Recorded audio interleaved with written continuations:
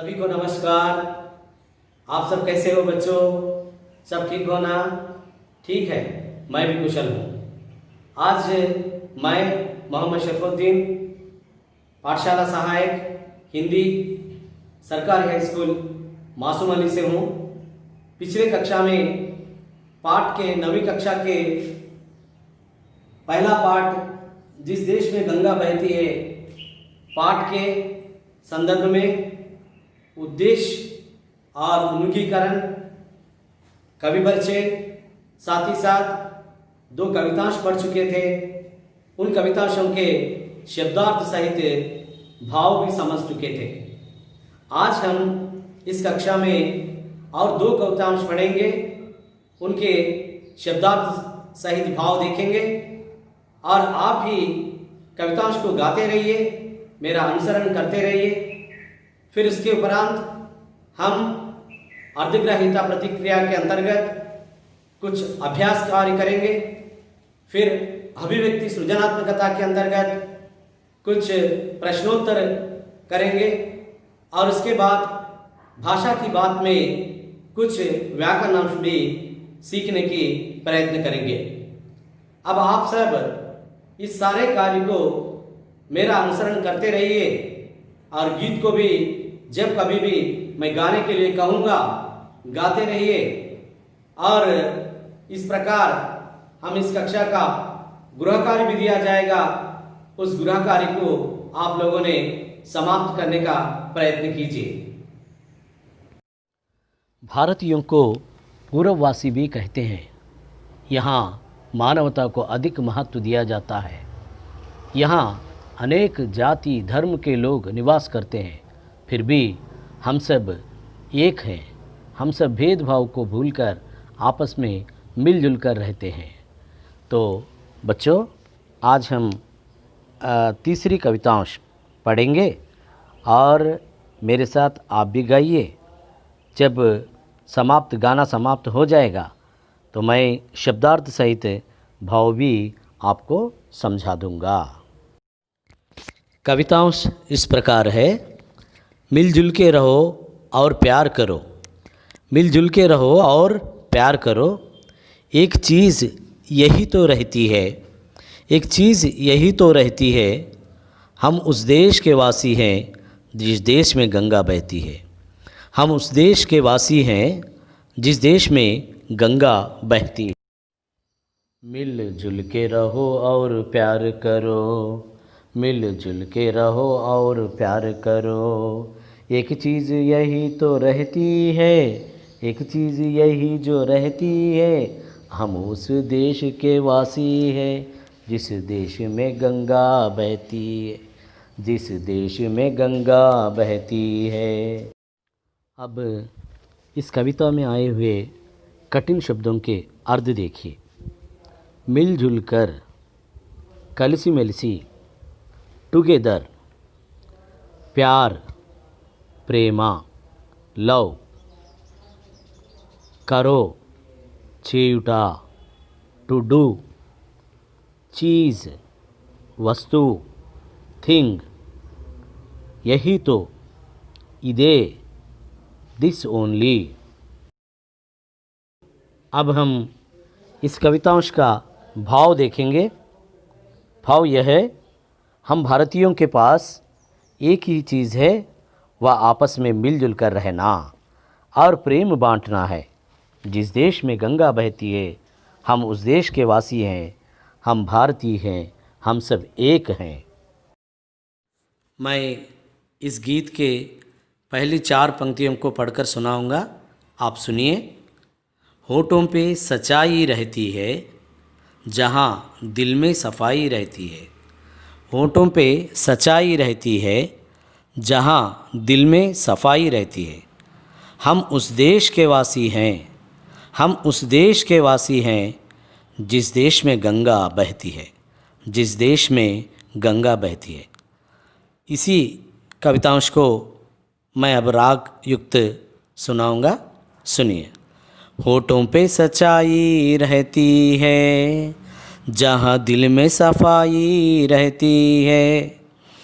होठों पे सच्चाई रहती है, जहाँ दिल में सफाई रहती है। हम उस देश के वासी हैं, हम उस देश के वासी हैं, जिस देश में गंगा बहती है, जिस देश में गंगा बहती है। बच्चों, अब इस कवितांश के कठिन शब्द के अर्थ देखेंगे। मैं अर्थ तेलुगु और अंग्रेज़ी में आपको समझाऊंगा, आप ध्यान से देखिए। होंठ పెదవులు लिप्स, पे పైన ఆన్, सच्चाई సత్యత నిజాయితీ ట్రుత్, దిల్ హృదయము హార్ట్, సఫాయి పరిశుభ్రత క్లీన్లీనెస్, దేశ్ దేశము కంట్రీ, వాసి నివాసి నివసించువారు రెసిడెంట్స్, बहना प्रवहिंचुटा फ्लोइंग। ठीक है बच्चों, हम इस कविता के कठिन शब्द के अर्थ देखें। अभी इस कविता के भाव को देखेंगे।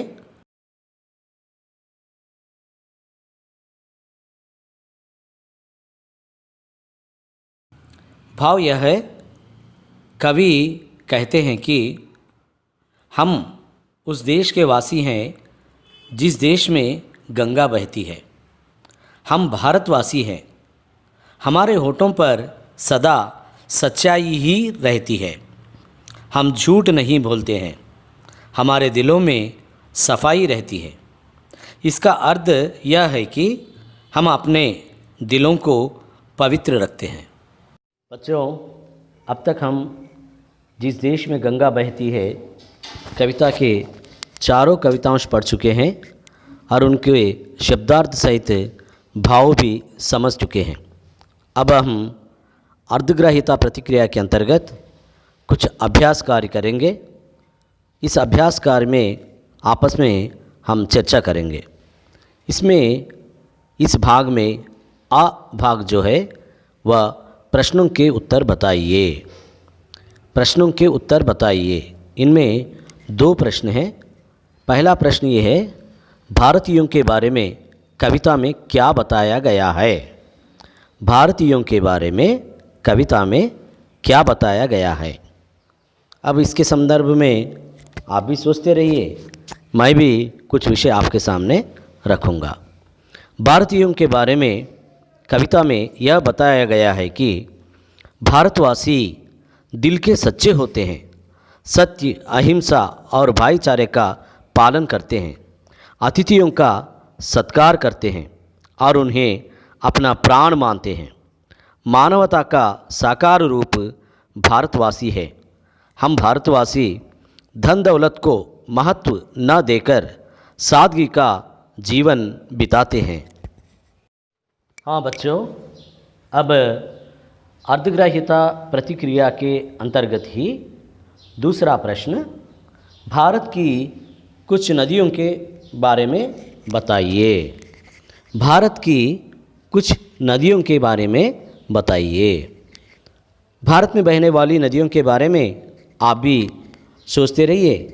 वे नदियाँ कहाँ कहाँ हैं और कहाँ से कहाँ तक उनका प्रभाव है और उनके प्रांत में, किस प्रांत में उसका प्रयोजन हो रहा है, लाभ हो रहा है।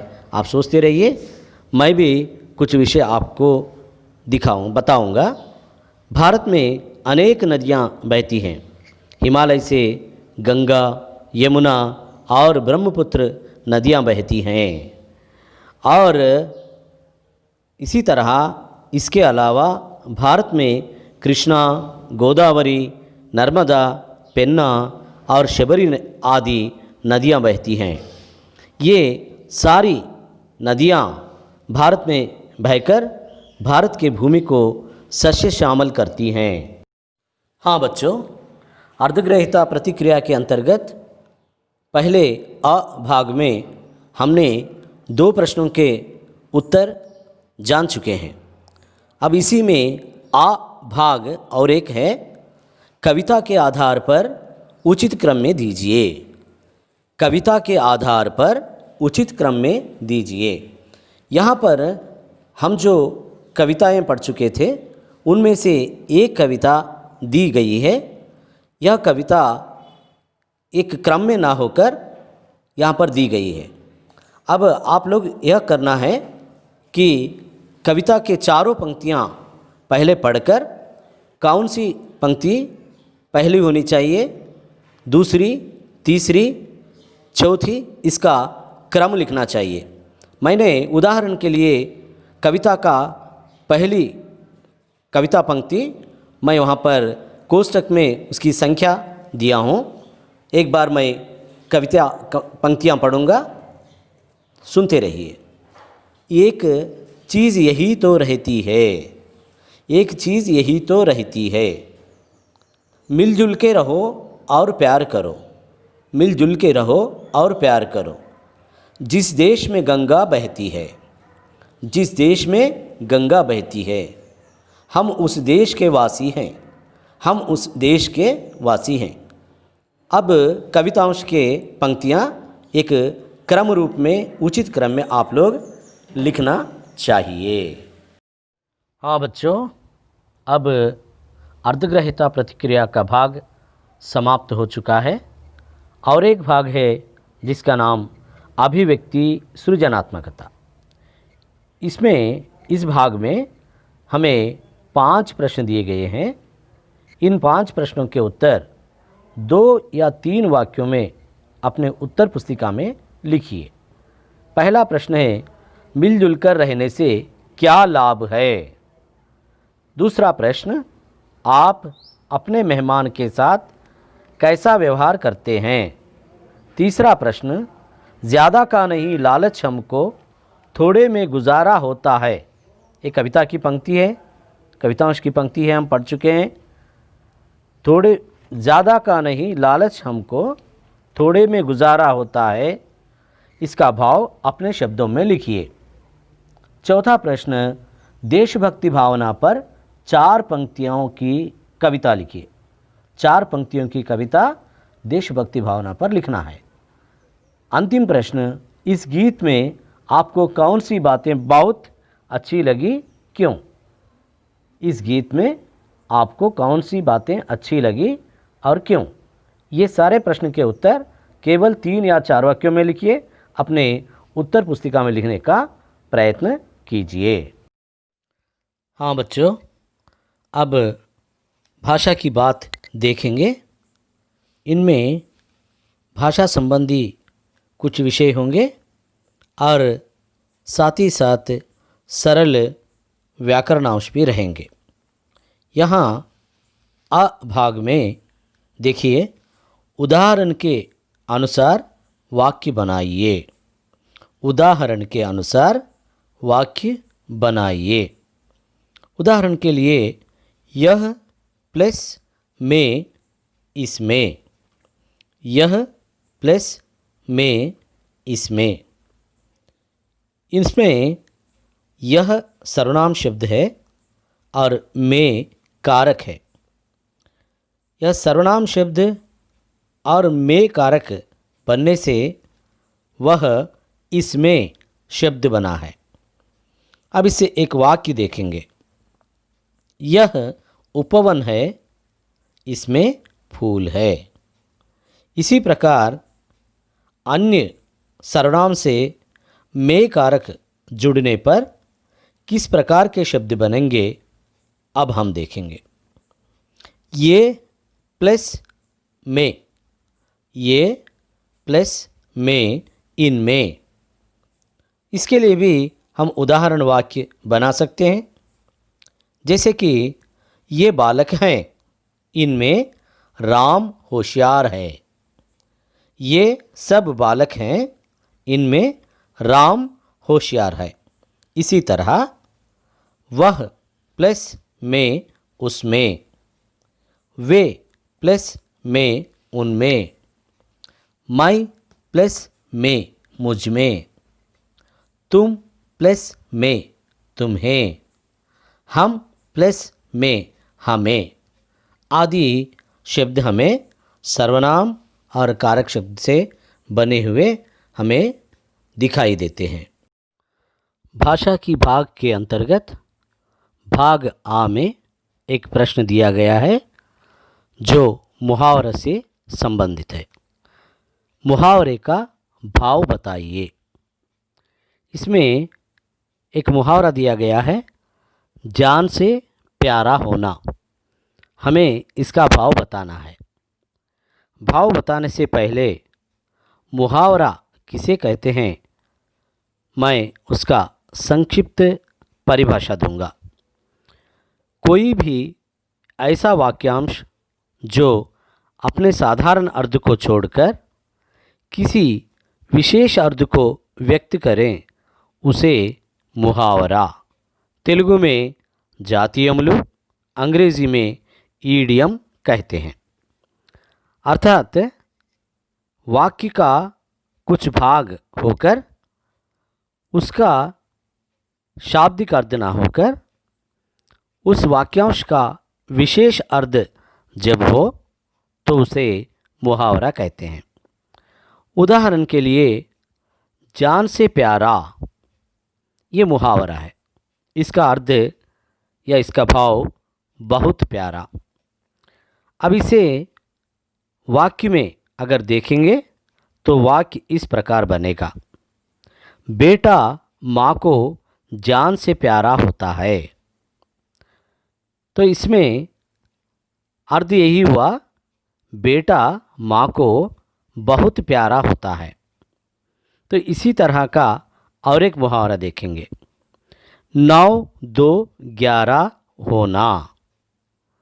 इसका भाव हुआ भाग जाना। उदाहरण वाक्य देखेंगे तो वाक्य इस तरह बनेगा, चोर पुलिस को देखकर 9, 2, 11 हो गया। इसका अर्थ यही है कि चोर पुलिस को देखकर भाग गया।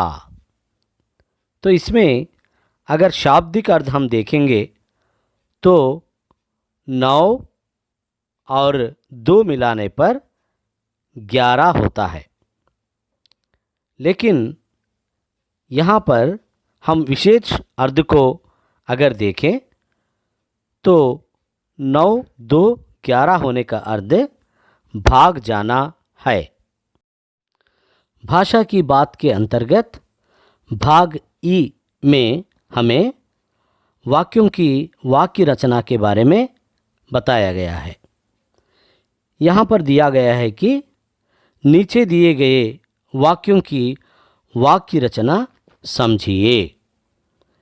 तो इसमें रचना के आधार पर वाक्य 3 प्रकार के होते हैं, सरल वाक्य, संयुक्त वाक्य और मिश्रित वाक्य। तो इनमें सरल वाक्य है जो वाक्य स्वतंत्र रूप से बनते हैं और इनमें किसी अन्य वाक्य का मेल नहीं होता है, यानी दूसरे वाक्य का मेल नहीं होता है, उसे सरल वाक्य कहते हैं। उदाहरण के लिए 3 वाक्य यहाँ पर हैं। पहला, हम भारतवासी हैं। दूसरा, हमारे होठों पर सच्चाई रहती है। तीसरा, हमारे दिल में सफाई रहती है। इन्हीं वाक्यों को अंग्रेजी में हम सिंपल सेंटेंस कहते हैं। वाक्य रचना के अंतर्गत दूसरा प्रकार है संयुक्त वाक्य। संयुक्त वाक्य 2 सरल वाक्यों के मेल से बनते हैं। इस तरह 2 वाक्यों के मेल से बने हुए वाक्यों को संयुक्त वाक्य कहते हैं। इनमें 2 सरल वाक्य मिलकर रहते हैं। जैसे कि यहाँ पर 3 वाक्य दिए गए हैं। पहला वाक्य है, हम भारत के वासी हैं और भारत देश हमारा है। दूसरा वाक्य, हमारे होठों पर सच्चाई रहती है और दिल में सफाई रहती है।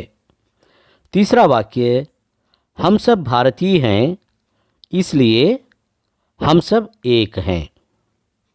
तो इन तीनों वाक्यों में और इसलिए इन शब्दों से दो सरल वाक्यों को जोड़ा गया है। तो इस तरह जब दो सरल वाक्य मिलकर आएंगे तो उन्हें संयुक्त वाक्य कहेंगे। इन्हीं को अंग्रेजी में कंपाउंड सेंटेंस भी कहते हैं। वाक्य रचना में तीसरा प्रकार है मिश्रित वाक्य। यह वाक्य सरल वाक्य के साथ उपवाक्य आश्रित वाक्य का मेल हुआ है, यानी सरल वाक्य के साथ उस पर निर्भर रहने वाला और एक वाक्य को मिलाकर रहा जाता है। तो इस तरह के सरल वाक्य के साथ किसी आश्रित वाक्य का मेल हो तो उसे मिश्रित वाक्य कहते हैं। इसे अंग्रेजी में कॉम्प्लेक्स सेंटेंस कहते हैं। उदाहरण के लिए यहाँ पर दो वाक्य दिए गए हैं। एक, मेहमान जो हमारा होता है वो जान से प्यारा होता है। दूसरा वाक्य, हम उस देश के वासी हैं जिस देश में गंगा बहती है। पहले वाक्य में जो, वो, और दूसरे वाक्य में उस, जिस, ये शब्द जहाँ पर एक दूसरे पर निर्भर रहते हैं वाक्यों में, तो इस तरह जब वाक्य बनते हैं तो उन्हें हम मिश्रित वाक्य कहते हैं। प्यारे बच्चों, भाषा की बात के समाप्ति के बाद अब आपको मैं गृह कार्य दूंगा।